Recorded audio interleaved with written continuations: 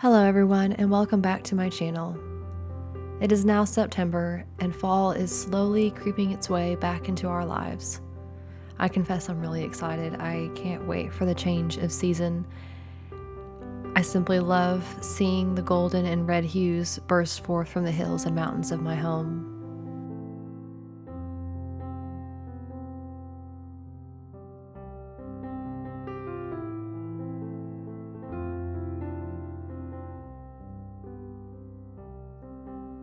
I've been getting some lovely comments from my viewers, and I just wanted to say thank you. This channel is still in its infancy, and your encouragement means the world to me. It inspires me to keep creating new content for you.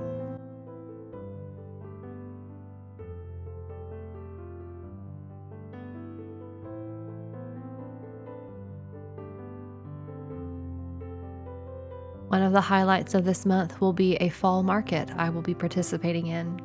I did a market like this in the spring where I sold my prints, and it was pretty successful, and I'm looking forward to doing it again this fall. So I have been busily preparing prints and packaging and just a little extra touch here and there to make the shopping experience for my customers a little bit more unique.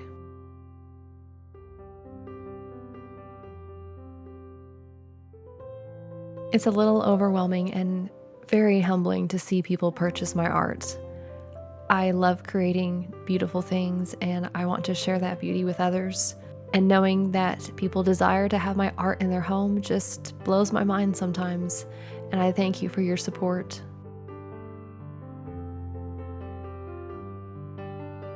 The most exciting thing that's happening this month is the release of my new book. I'm so excited to share with you The Wanderer, a new translation for Middle-earth readers.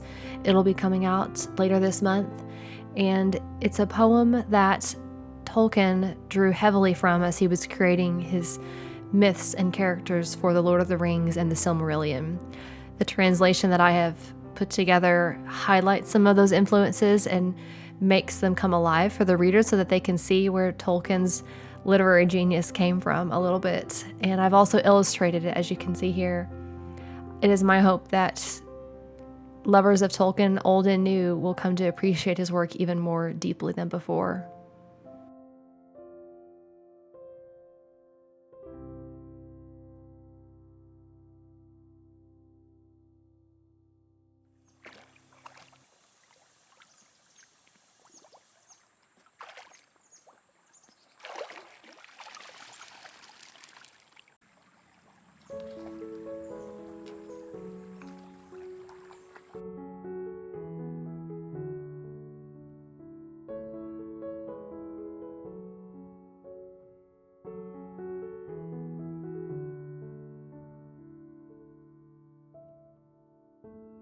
One of the things that I love about Tolkien is his deep commitment to beauty.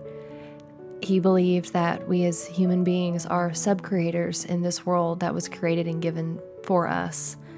And he viewed the task of the artist to take the beauty of the world and exemplify it, make it clearer. When we get accustomed to seeing the same things every day, things can get mundane and we fail to see the beauty of the simple things around us.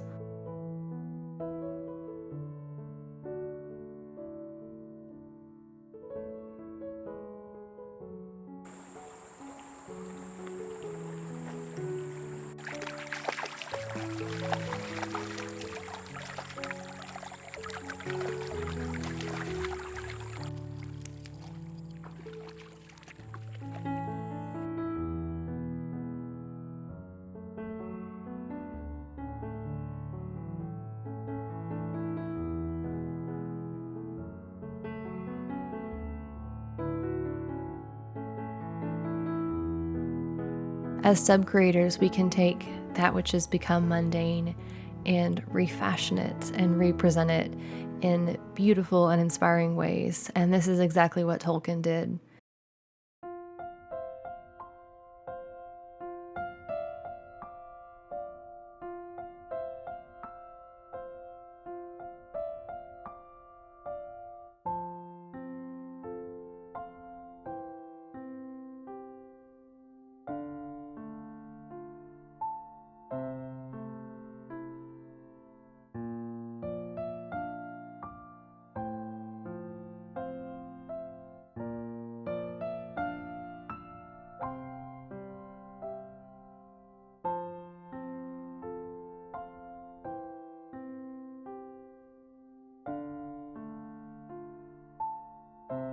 I, like everyone else, can get so tunnel visioned into the demands and stresses of modern life such that I forget to notice the beautiful things around me.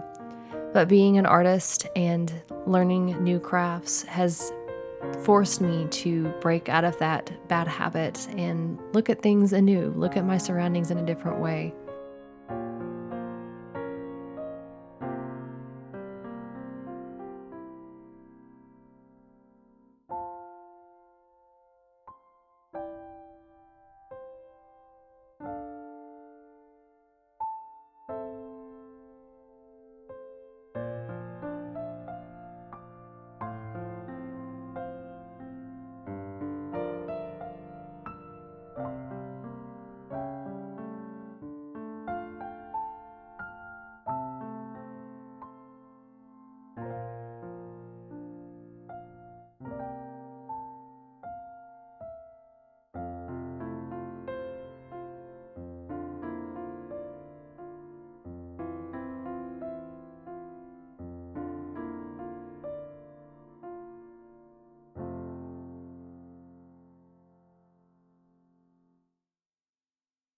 There's an idea in philosophy called the constellation of beauty.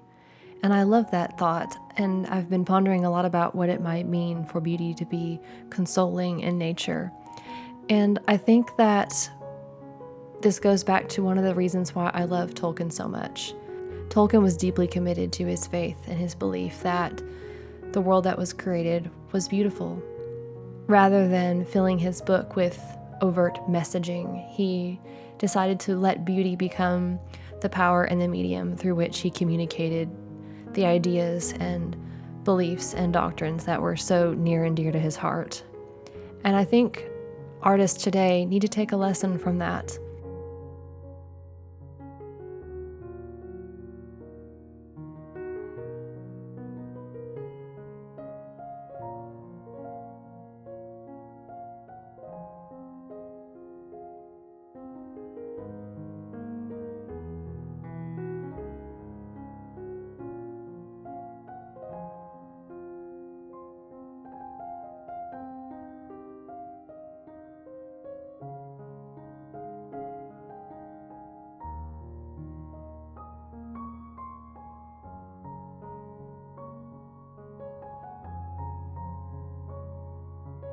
Beauty in and of itself is a powerful force for good in this world.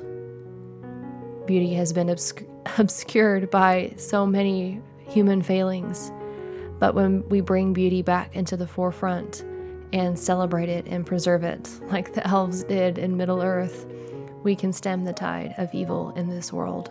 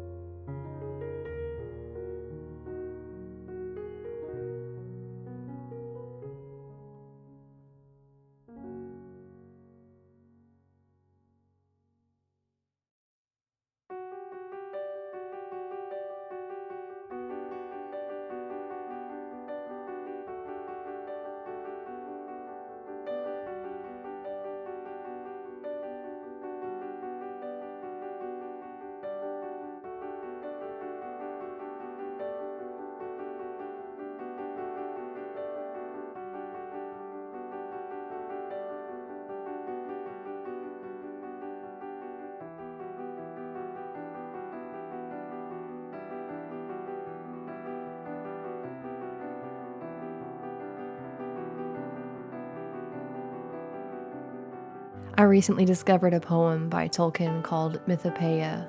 It's a word that means the making of a myth or myths. This poem is so heartbreakingly beautiful, and if you haven't read it, I encourage you to look it up. You can find it on the internet. But I wanted to read a little bit of it here for you to inspire you in your creative journey, whether you're a painter, a writer, or something else entirely. This poem is about myth making and myth makers, celebrating them. And in these few lines, I think you'll see just the importance that Tolkien placed on such a calling.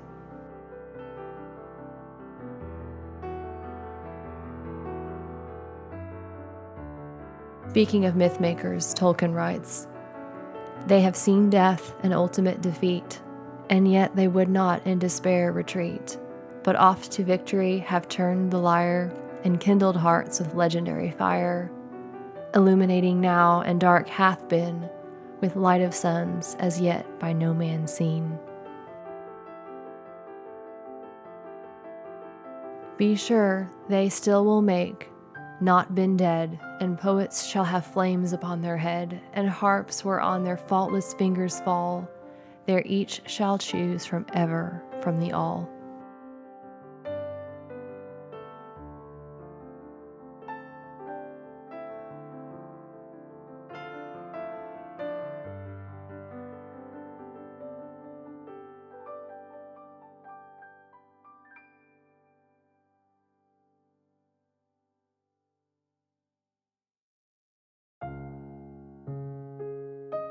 Thinking these thoughts about beauty, creation, subcreation, joy in the midst of sorrow, they're all beneficial for your practice as an artist. While nothing can replace brush mileage and getting practice with using your supplies and just putting brush to paper, there's something to be said too for taking time to fill up your soul. I believe that creating is a deeply spiritual act, and to do it well and to do it as we were made to do requires resources of the soul that take time to replenish and cultivate.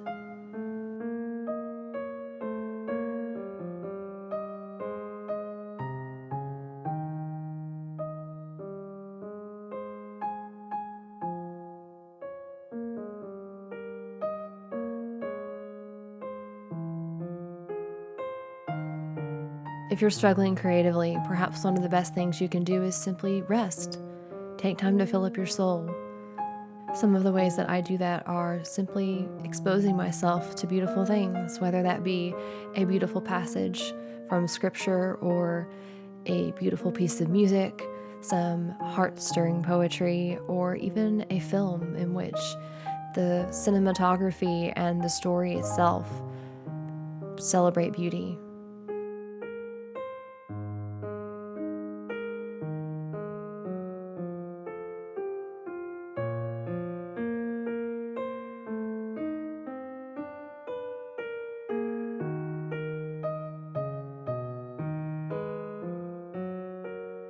I think we as artists sometimes forget that we need art as much as the rest of the world.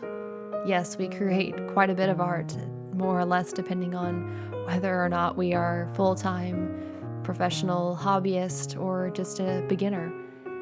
But creating art is not the same as enjoying art, consuming art for the sake of experiencing beauty and light and rest. Thank you so much for watching this video, and I hope you have a lovely day or night. Keep creating and preserving beauty.